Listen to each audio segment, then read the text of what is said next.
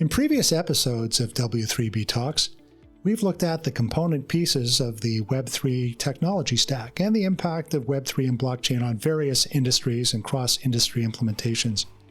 I'm Doug Heintzman. I am the Chief Catalyst at the Blockchain Research Institute.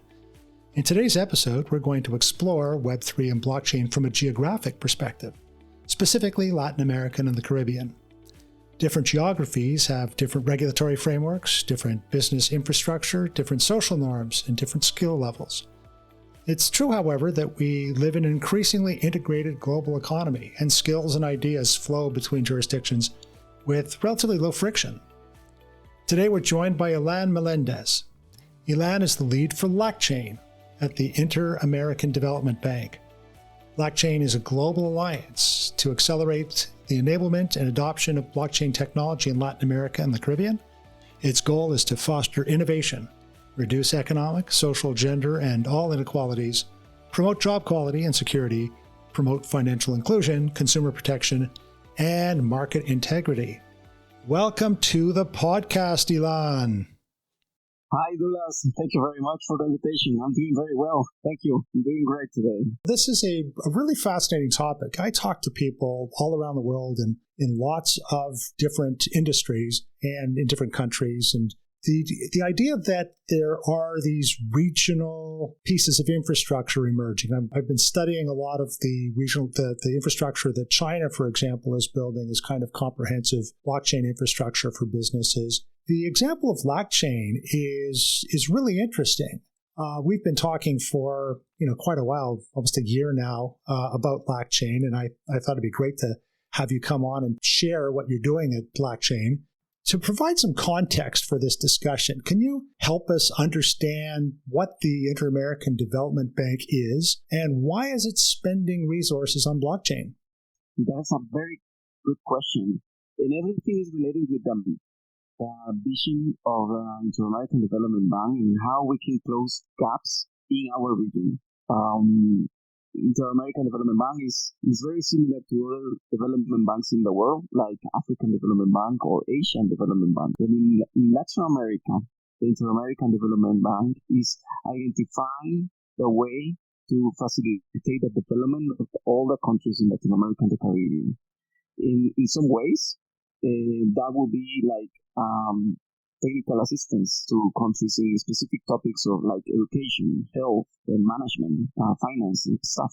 But in some other ways, it's through the technology. In the innovation, the laboratory of innovation of the Inter-American Development Bank, we are basically promoting the adoption of disruptive technologies in our countries, so we can find a way to close the gaps in different areas. And we talk a lot about inclusion, how to make the people visible, because there are still some people that are not identified with a normal ID that we can have, like in US or Canada or Europe, or how we can promote access to financial systems or health or education or security, things like that. We see the value of technology, in this case of blockchain, to accelerate the development of solutions that can close those gaps.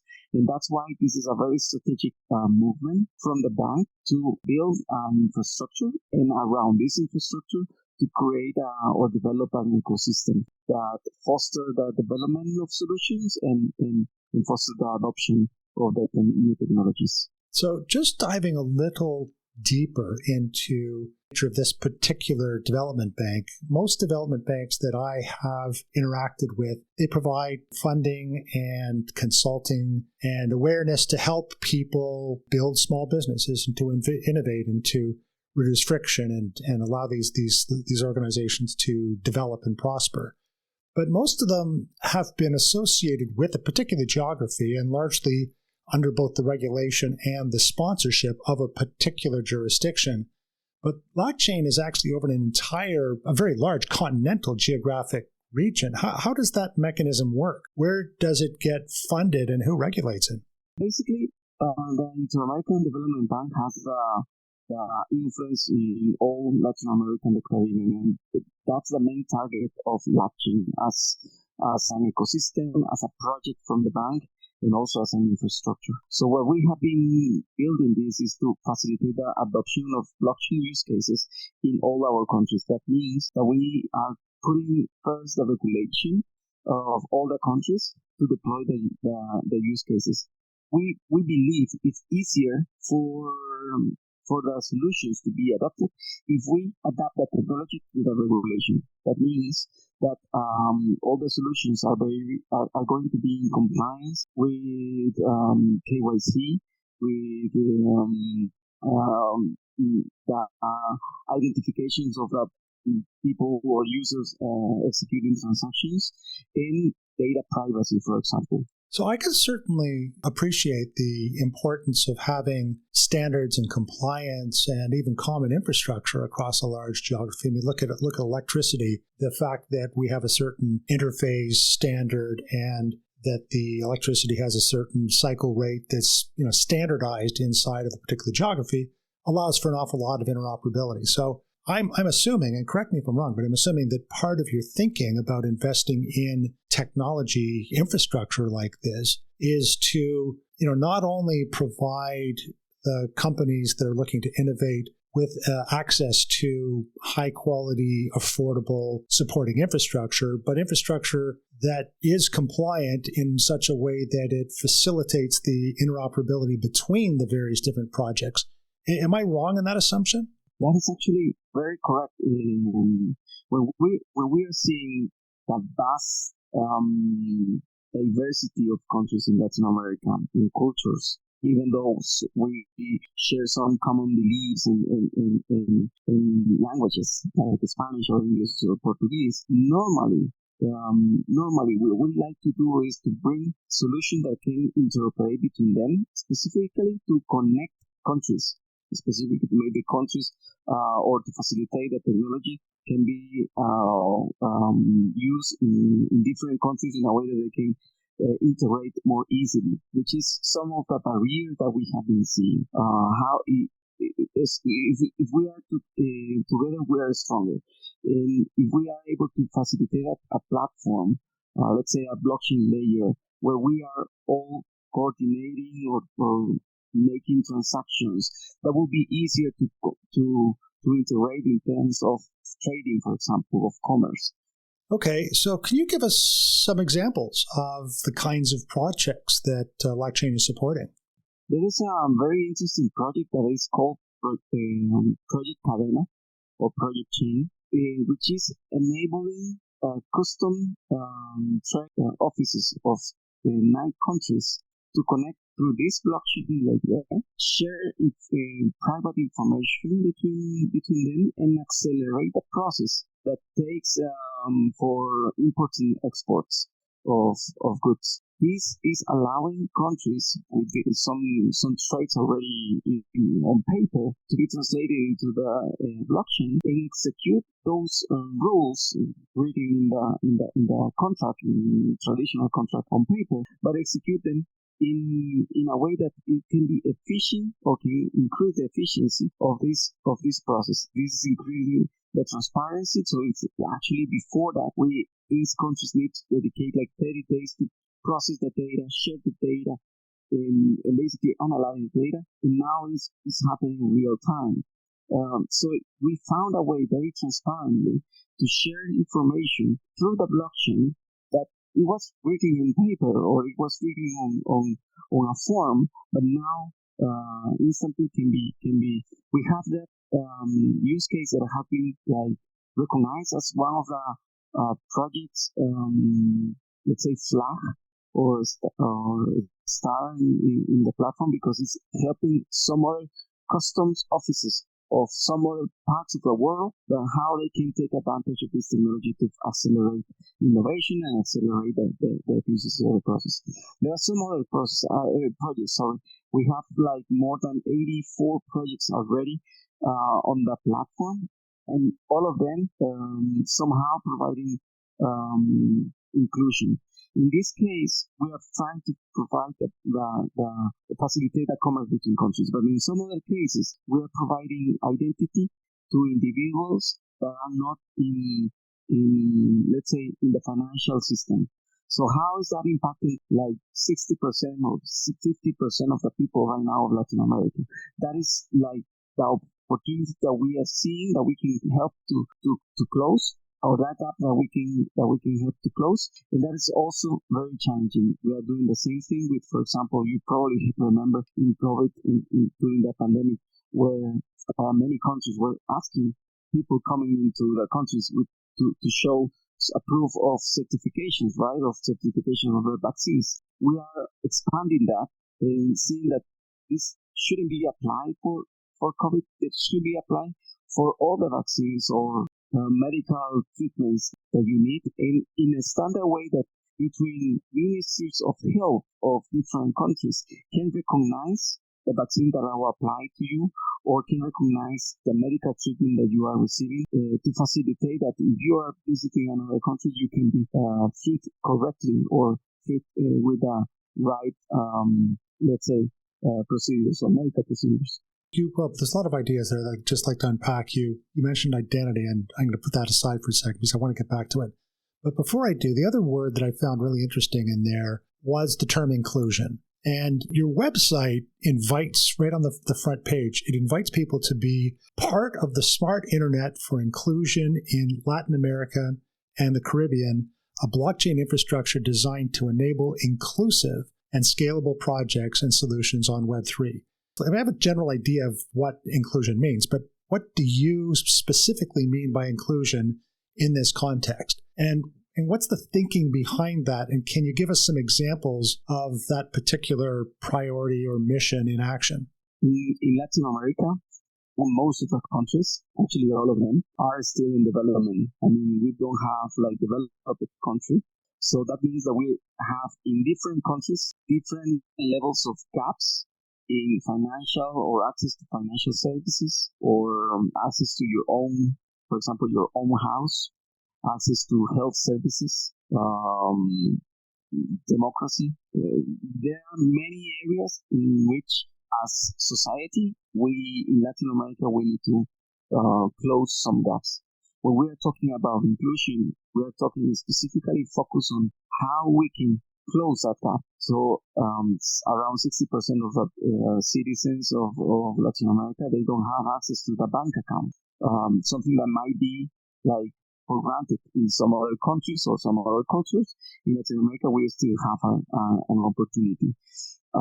Giving access, an alternative access to facilitate this visibility of these people is part of the initiatives that we believe we can lead to close those gaps in our regions.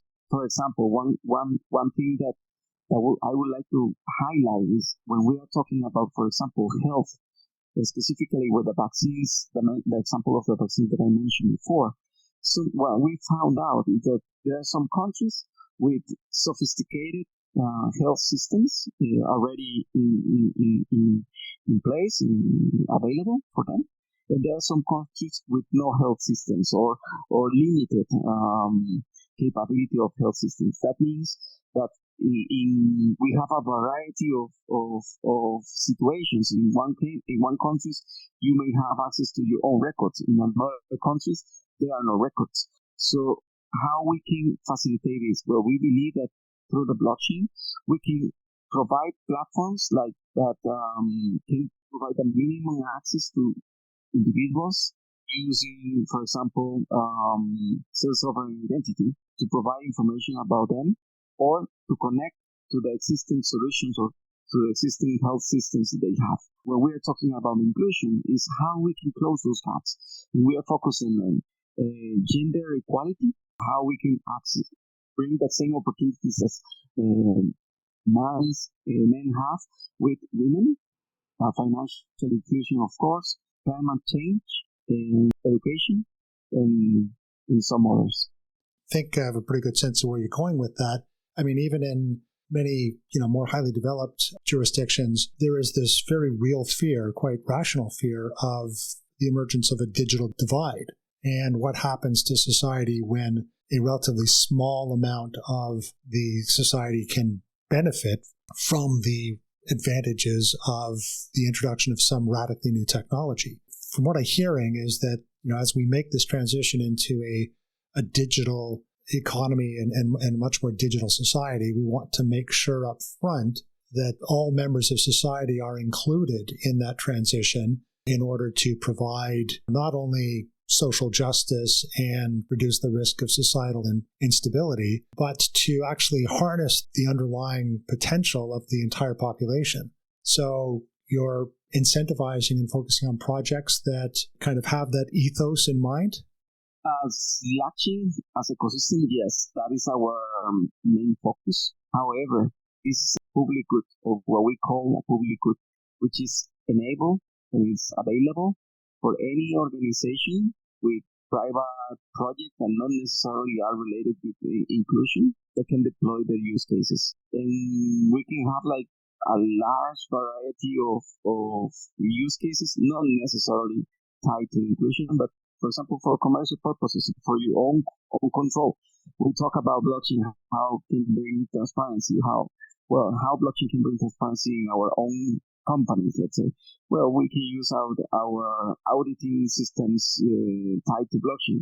That not necessarily is providing inclusion to any population, but it's actually helping you as a company to grow or to have better tools to continue your own, let's say, growing of your company. So this is something that we are seeing as part of the initiative. Like, we are enabling this for social inclusion, but it's not limited to social inclusion. The main principle is that, but it's enabled to any organization. So if you have your startup, for example, you might want to explore how you can deploy your use case on LACChain, right?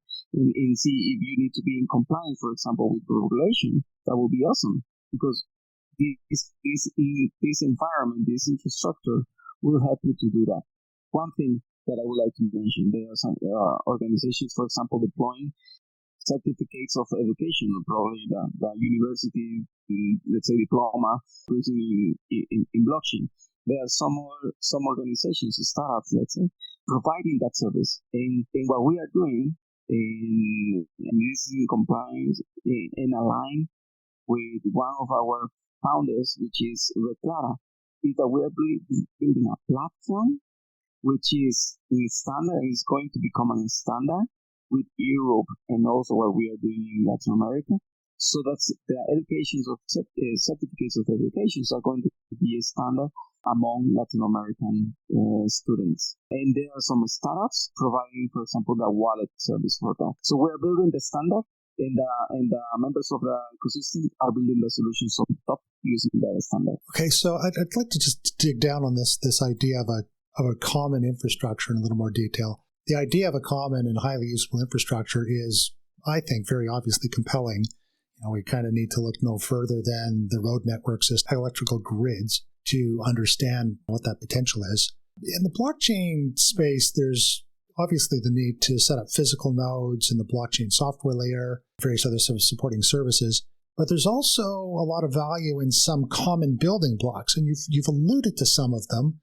Off the top of my head, I can think of things like digital identity, credential services, wallets. How do you see the idea of building blocks and how they operate in the LACChain network? And what do you think the advantage of that approach is? We're trying to explain this in three layers. We have the technology layer, which is basically the distribution layer technology. And by the way, we are using the protocol of Hyperledger Besu for this. On top of this layer, we are conceptually building the layer of identity management.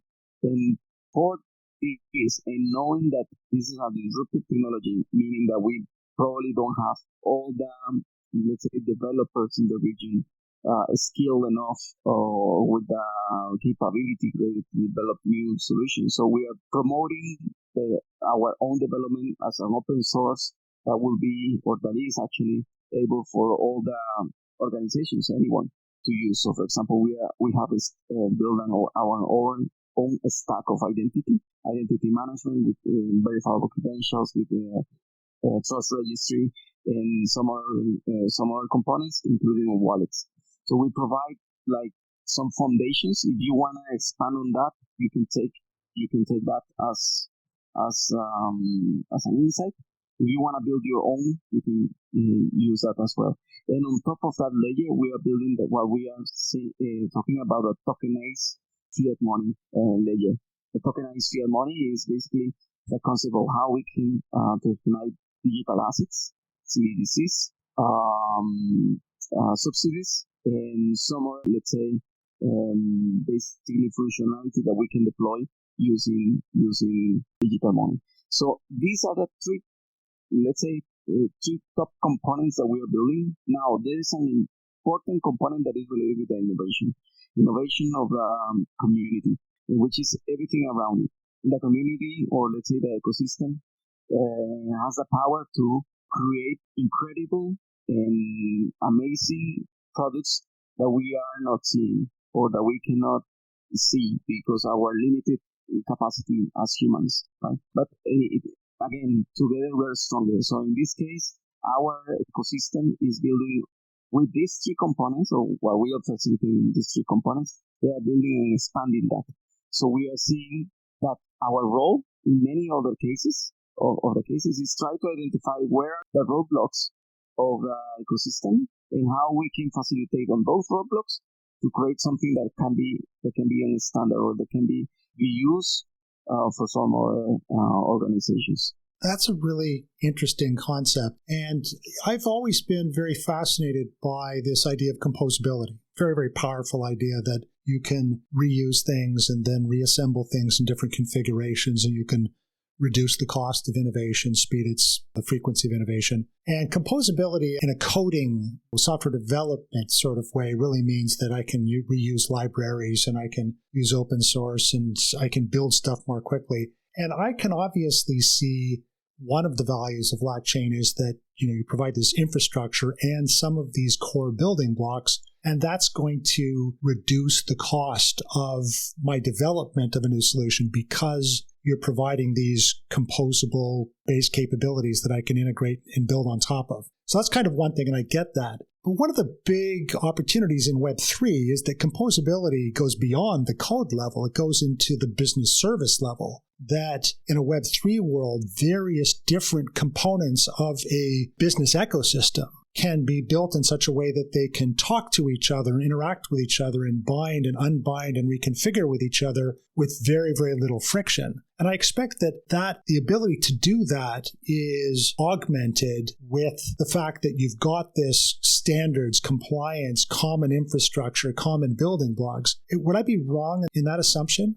No, actually, no. It's part of the benefit of being part of the ecosystem. In the ecosystem, what we normally do is that when we identify a roadblock, we create a working group.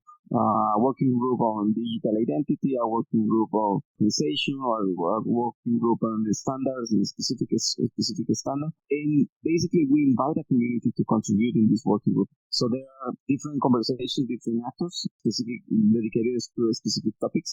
But that's actually the goal. How we can build something that can be reused or usable for the entire community and align with what is happening in the world. So something that is very interesting is and this is actually something because of the nature of the LatinAmerica Development Bank, which is a very well-reputational organization in the world, that we are able to connect with, or we are able to know what is happening, for example, in Europe or in US, how we should connect to make sure that we are doing or building something that will be standard with what is happening in some other parts of the world. So that is actually a value for the participant of this working group. And because you don't need to participate in the working groups all the time for whatever reason.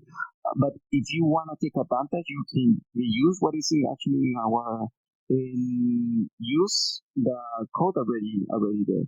Right now, for example, one of these working groups that is actually very challenging is the quantum layer, which is we already completed some quantum efforts, quantum exercises for resistance of the protocol. It has been very successful. However, we have some lessons learned in a way how we can improve the protocols that we're using. I mean, the algorithms that we are using for quantum resistance. And we are targeting now how to make this more available for the large community of Hyperledger. Just so that we're clear on vocabulary, we're talking about quantum-resistant cryptography? Yeah, correct. Right. So that's the idea that as quantum computers become commercially viable, they'll be used to break the encoding that we use for the vast majority of of our secured systems, and we need to move to a new generation of cryptography that is resistant to quantum attacks. Exactly. Mm-hmm. Okay, and so you guys are helping companies deploy that on a wide scale across an entire region by virtue of including them in the working groups around LACChain? We are building a working group right now. Berkeley is part of the working group. Cambridge is another part of it. Hyperledger is part of the working group. So we are building a working group to expand our existing exercise and to make them more accessible, because the challenges that we face in the first exercise is that we have to dedicate a lot of gas to private transactions to make them quantum resistant. We know that is not sustainable, so we want to find some tweaks in the algorithms that we can make them efficient and less gas consuming. So in these working groups, we are inviting some other organizations with the interest on this topic to collaborate with us and build a solution that can be donated or facilitated to the Hyperledger community to make Hyperledger stronger and available not only for LACChain, but for any other organizations using Hyperledger vessel in this case. That sounds to me like pretty strong advantage of the approach that you're taking, that I can't imagine that solving that problem is within the purview or within the reasonable resource envelope of most companies, let alone actually implementing a solution. So attacking that problem as a group and getting the best ideas on the table and then designing common solutions that multiple parties could leverage, that sounds like a pretty sound idea. Yeah, we know that we are not unique, and I hope that we are not alone on this journey. I actually hope that many other organizations are trying to solve this issue, because right now probably it's not a big deal, or it is a big deal, but maybe it's not the main priority for many other people, but it's going to become the main priority in the upcoming years. So we want to be one step ahead on that, and I really don't want to be alone on this. So maybe we can take advantage of this opportunity to invite other organizations to be part of the working group and collaborate with them. So far we've talked about a number of examples that I would kind of categorize as being development up projects. The reality, of course, is that there's lots and lots of innovation going on in lots and lots of places around the world. I recently read that you had deployed a new pilot around property registry called LACChain. And it's going up against a very well understood problem. And I believe, if I remember correctly, they were focused on Peru as being the initial deployment jurisdiction. And currently, it takes about 9 days in Peru to register a property. In Bolivia, it takes 90 working days. So I obviously see the advantage of the use case, but that use case isn't particular to LatinAmerica. And in fact, if I'm not mistaken, this particular solution was actually originally piloted in some other countries, I think notably Sweden, Australia, Canada. And so what does it mean for this pilot to be brought to Latin America and to be layered on top of or working with LACChain? What does that really mean? That is a very interesting question. And actually, that reminds me that typical conversation I had with governments or institutional players, where they confuse the term blockchain with the term Bitcoin or cryptocurrency. And sometimes in specific forums, in specific conversation, that could be like bringing noise to the conversation, right? Because we normally, actually, LACChain is an enterprise blockchain, so we don't actually use cryptocurrencies, but that topic is sometimes brings noise to the conversation. So what we want to do is like get rid of that noise from the conversation in a way that we can be in compliance with the regulation. So the first topic is if you have your project and you want to be in compliance, or you want to in compliance with the regulation and deploy a use case that are totally okay if they want to deploy on using, for example, a public network with cryptocurrency related or not. That is totally okay. There is no good or bad. But in this case, that will facilitate a conversation to promote the solution in specific areas. I'm talking about governments, for example, conversation with the government. That facilitate. We normally talk that to participate in this network, you don't have to pay for a transaction. So you only pay for a membership subscription, let's say, which is flat, meaning that you can send all the transactions that you want with a flat fee. That helps organizations to estimate the growth of their solution. So if you are thinking about 100 users versus today versus 1 million users in 2 weeks, that doesn't mean necessarily an increase of your leads in the blockchain platform, an increase on the transaction cost. Only that topic is facilitating a lot of the conversations with governments and institutional players. That is a motivation to bring projects into LACChain. But the other motivation is who's behind LACChain. LACChain is backed up by the Inter-American Development Bank, and we have seen that there is a lot of interest to connect with this network, specifically because we have deployed what we call a dashboard of impact. This dashboard of impact is basically showing in real time the transactions sent by specific projects in a way that if I am, for example, a multilateral, if I am like institutional player with access to dashboard, I can see the transactions coming from a specific solution, and that will bring not only transparency about the solution, but also credibility about who's sending or who's the deployer of that solution.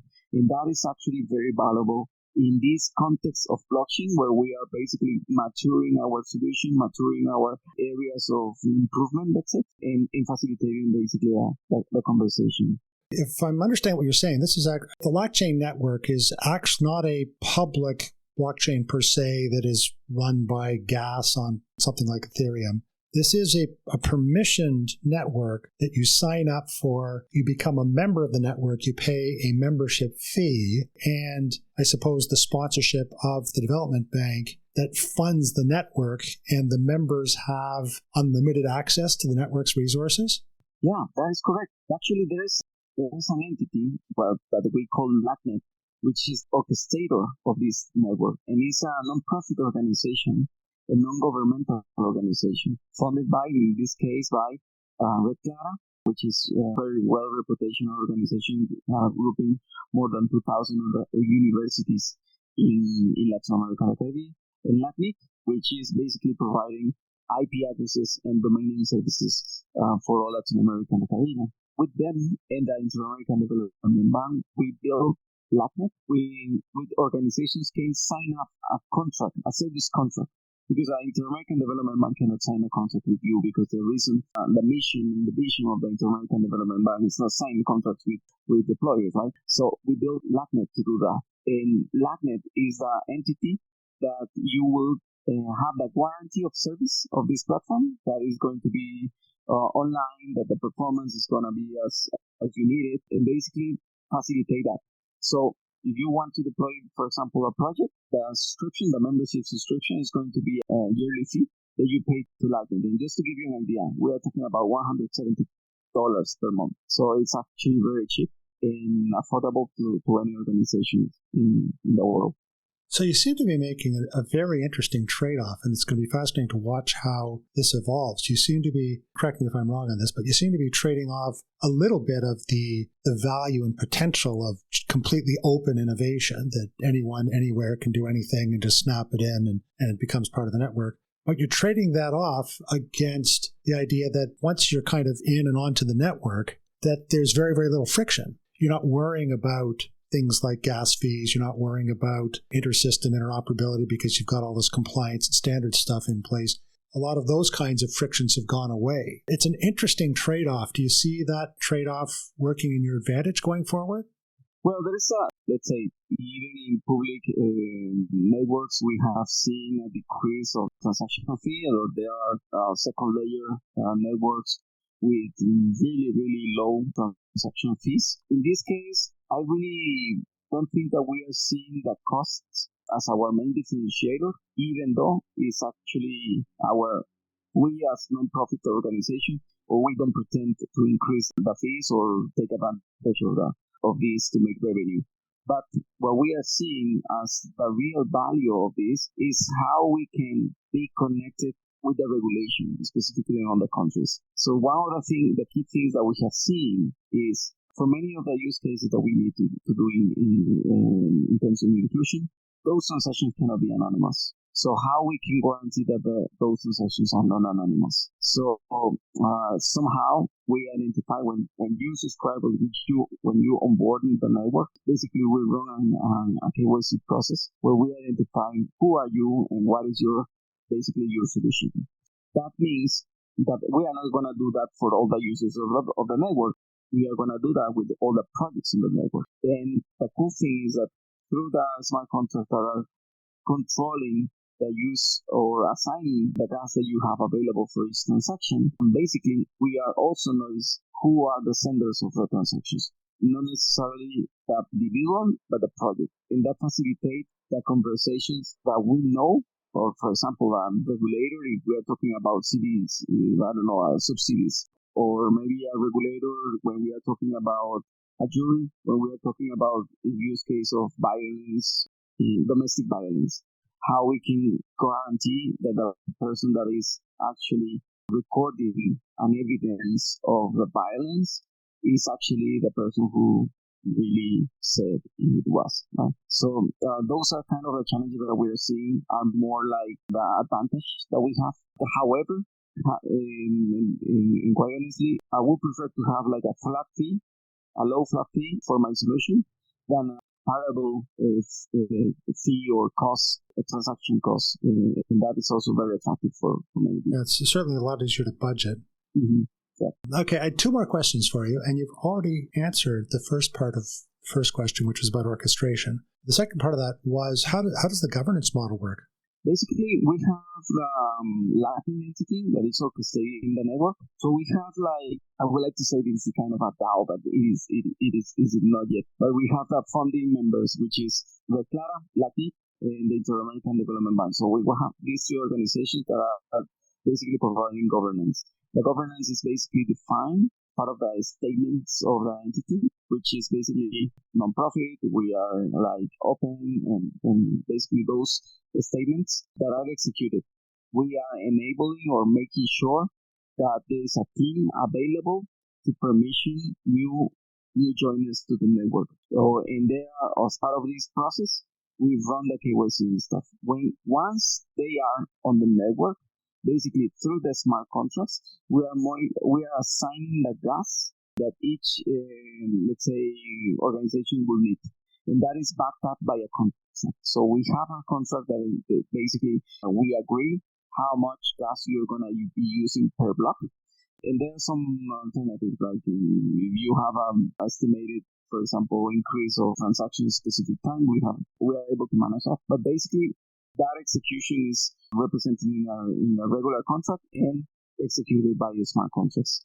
I want to ask a final question about kind of security and compliance. We've talked about compliance a lot already, and we've talked a little bit about some of the security stuff with respect to cryptography and encryption and such.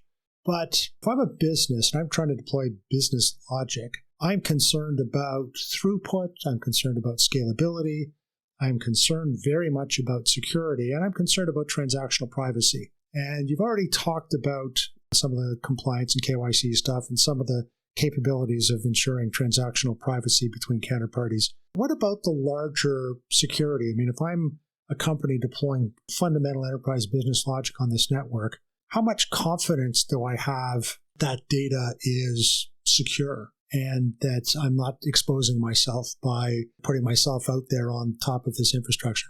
Yeah, that's a great question, because I think the whole environment or whole industry of Web3 security, even though it's, let's say, cryptography native, it's still an issue or a concern and very valid. What I have seen is that every organization is concerned of the security depending on the, let's say, criticality of the data. It's not the same, for example, the security standard and a regulator with access to watch transactions from private transactions than use case. So, for example, if we are talking about health or medical records, I mean, that would be totally different. So, the whole thing is that naturally in the blockchain, we are recording hashes. And our advice to organizations when they are deploying their use cases is on the network try to record only the hashes of the transaction and not the data. That is the first, let's say, disclaimer that we normally do. The second one, and it's more related to your question, is how we provide that security. Our standard says that we have deployed a mainnet which is available to anyone to use, basically, and we are guaranteeing that there are core servers that are going to be, let's say, restricted. In a way that the Hyperledger vessel works, we have core servers that are going to be limited with limited access. And there are some more, let's say, that writer nodes that work like as satellites. They might be a little bit exposed. What we have found is that there are some ways to protect those servers using load balancers, using firewalls, using security software, antivirus and stuff to protect them. However, every security policy of every user or every company is different. So the challenge is when you are going to connect to a network that is peer-to-peer, how you can ensure that you are not exposed because somebody else was exposed. And one thing is that we have enabling some servers that are specifically dedicated to allow restricted access. So for example, in the protocol, we have the writer nodes, the boot nodes, and the validators. The writer nodes are only connecting to the boot nodes. And we might dedicate, like 3 or 4 servers to connect only to them in a way that we control the boot nodes. We can provide the security of those boot nodes and the security to the validators. And you, on your end, you are going to provide the security to your writer node. So that is how the protocol of Hyperledger works. That it has been like in security, we never know what is going to happen tomorrow, quite honestly. But that is like the layers that we have identified in hardware, in software, in networking, basically. You know, that the challenge of doing this podcast series is that as soon as I ask a question and it gets answered, so many more questions pop up that I'm really curious about. And I've been fascinated by the LACChain project for a long time, and I will continue to watch it with great interest and watch the progress that you're making. Thank you so much, Ilan, for joining us today and sharing your experiences about LACChain with us. And the progress that you're making in Latin America and the Caribbean is really quite inspiring. As I said, we're going to watch very closely to see how much progress you make going forward. And thank you all for joining us today for this episode of W3B Talks. You can find out more information about LACChain at LACChain.net. You can also find out more research about this and many other topics at blockchainresearchinstitute.org. I'm your host, Doug Heintzman, and we hope you will join us for our next episode of W3B Talks.